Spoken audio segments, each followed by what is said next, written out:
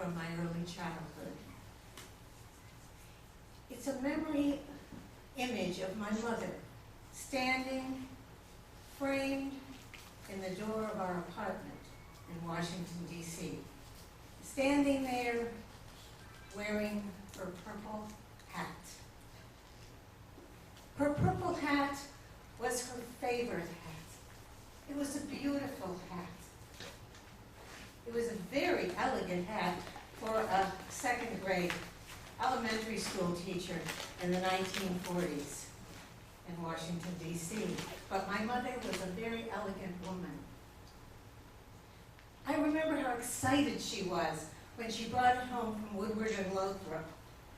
She had actually had to buy it on installments, because even though she taught in a school that was in one of the finer districts of Washington, and she actually taught the offspring of many of the congressmen, including the daughter of Estes Kefauver, because it was the 1940s.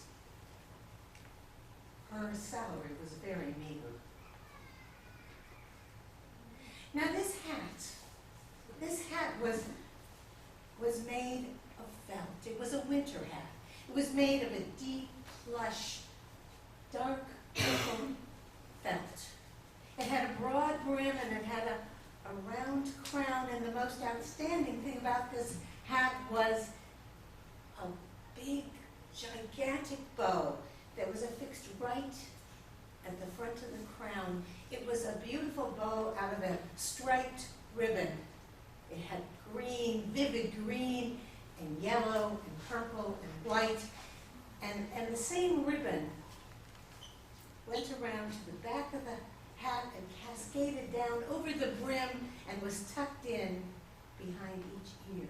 It was a magnificent work of millinery art. It was a masterpiece of a hat. And even at the tender age of 4, with little fashion sense, I lusted after that hat. Now, my mother was a very meticulous woman, and she was especially careful with this hat. She tucked it in a round, safe hat box, and she put it on the very top shelf of the coat closet. And there it stayed, except when she wore it, or on rare occasion when I could persuade her to take it down and let me put it on and look at myself in the mirror.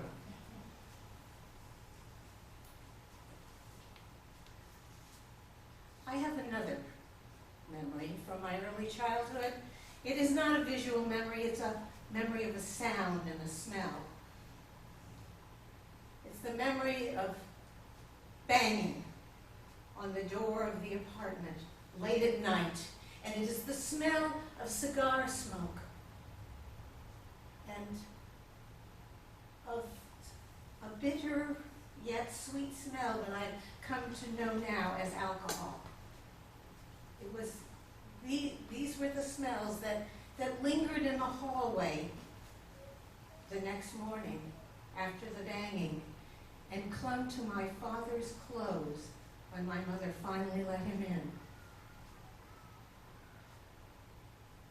I dreaded the times when she let him in, because I knew that the anger and the tears would follow, and I didn't like that at all.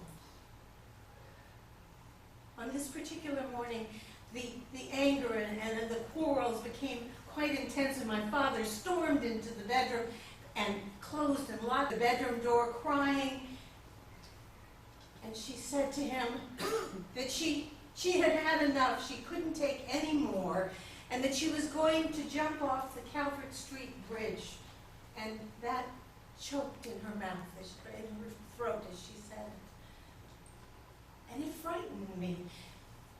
I was sitting in the living room, and my 4-year-old mind was trying to understand what was going on, because I had seen the Calvert Street Bridge, and I knew that if my mother jumped off that bridge, that she would be hurt, and that the water below would be very cold at this time of year.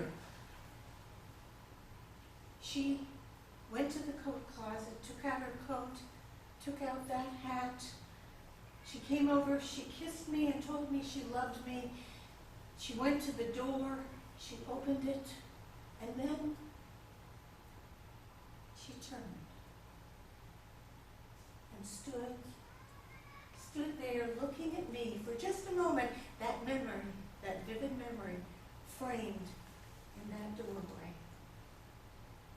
And then she turned back again, went out of the door, closed it. I watched her through the apartment window as she walked down the sidewalk to the bus stop. I watched her until she disappeared from my sight.